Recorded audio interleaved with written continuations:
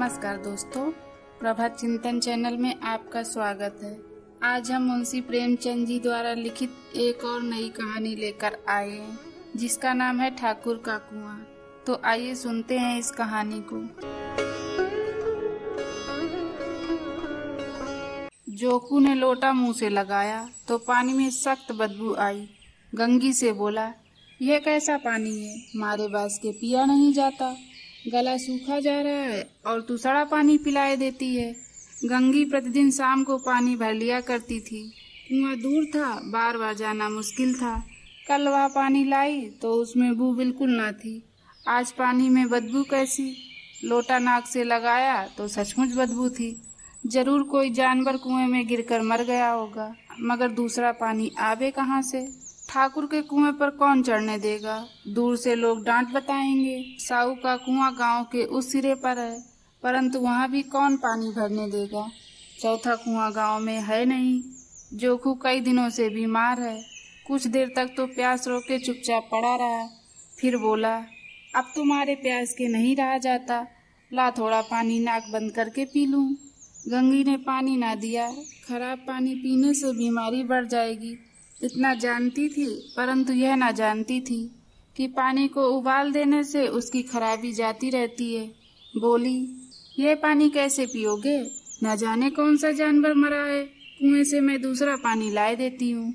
जोकू ने आश्चर्य से उसकी ओर देखा। दूसरा पानी कहाँ से लाएगी? ठाकुर और साहू के दो तो कुएं हैं, क्या एक लोटा पानी न भरने देंगे? हाथ पाँव तोड़वा आएगी और कुछ ना होगा। बैठ चुपके से, ठाकुर लाठी मारेंगे, साहू एक के 5 लेंगे। गरीबों का दर्द कौन समझता है? हम तो मर भी जाते हैं तो कोई द्वार पर झांकने नहीं आता। कंधा देने की तो बड़ी बात है, ऐसे लोग कुएं से पानी भरने देंगे? इन शब्दों में कड़वा सत्य था। गंगी क्या जवाब देती, किंतु उसने वह बदबूदार पानी पीने को नहीं दिया। रात के 9 बजे थे। थके मांदे मजदूर तो सो चुके थे। ठाकुर के दरवाजे पर 10-5 बेफिक्र जमा थे। मैदानी बहादुरी का तो अब जमाना ना रहा, ना मौका। कानूनी बहादुरी की बातें हो रही थी। कितनी होशियारी से ठाकुर ने थानेदार को एक खास मुकदमे में रिश्वत दे दी और साफ निकल गया। कितनी अकलमंदी से एक मार्के के मुकदमे की नकल ले आए। नाजिर और मोहतमिम सभी कहते हैं नकल नहीं मिल सकती। कोई 50 मांगता, कोई 100। यहाँ बेपैसे कौड़ी से नकल उड़ा दी। काम करने का ढंग चाहिए। इसी समय गंगी कुएं से पानी लेने पहुंची। कुप्पी की धुंधली रोशनी कुएं पर आ रही थी। गंगी जगत की आड़ में बैठी मौके का इंतजार करने लगी। इसी कुएं का पानी सारा गांव पीता है, किसी के लिए कोई रोक नहीं। सिर्फ ये बदनसीब नहीं भर सकते। गंगी का विद्रोही दिल रिवाजी पाबंदियों और मजबूरियों पर चोट करने लगा। हम क्यों नीच हैं और ये लोग क्यों ऊंच हैं? इसीलिए कि ये लोग गले में तागा डाल लेते हैं। यहाँ तो जितने हैं एक से एक छठे हैं।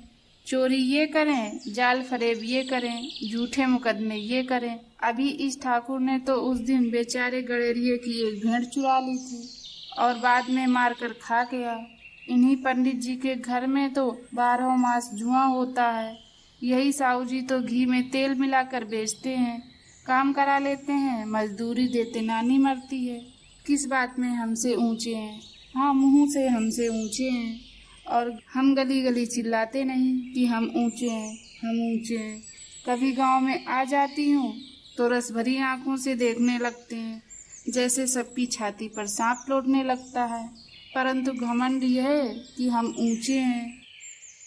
कुएं पर किसी के आने की आहट हुई। गंगी की छाती धक धक करने लगी। कहीं देख ले तो गजब हो जाए, एक लात भी तो नीचे ना पड़े।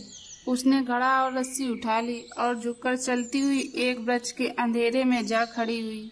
कब इन लोगों को दया आती है किसी पर? बेचारे महंगू को इतना मारा कि महीनों लहू थूकता रहा, इसीलिए कि उसने बेगार ना दी थी। उस पर ये लोग ऊंचे बनते हैं। कुएं पर 2 स्त्रियां पानी भरने आई थीं। इनमें बातें हो रही थी। खाना खाने चले तो हुक्म किया कि ताजा पानी भर लाओ, घड़े के लिए पैसे नहीं है। हम लोगों को आराम से बैठा देखकर जैसे मर्दों को जलन होती है। हाँ, यह तो नहीं हुआ कि कलसिया उठाकर भर लाते, बस हुक्म चला दिया कि ताजा पानी लाओ, जैसे हम लौंडियां हो।